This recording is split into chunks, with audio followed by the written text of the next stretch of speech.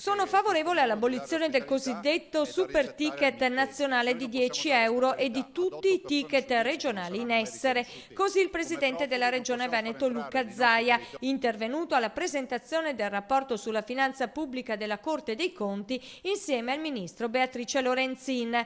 Quest'ultima disponibilità, ha precisato il governatore, mi è facile perché il Veneto non applica ticket regionali e tutti quelli che si pagano nella nostra regione sono nazionali. E poi c'è il tema dei costi della sanità, tema tanto caro al Presidente. Se tutte le regioni italiane applicassero il sistema di gestione del Veneto, la sanità nazionale potrebbe arrivare a risparmiare 7,5 miliardi di euro l'anno, ha detto Zaia nel suo intervento.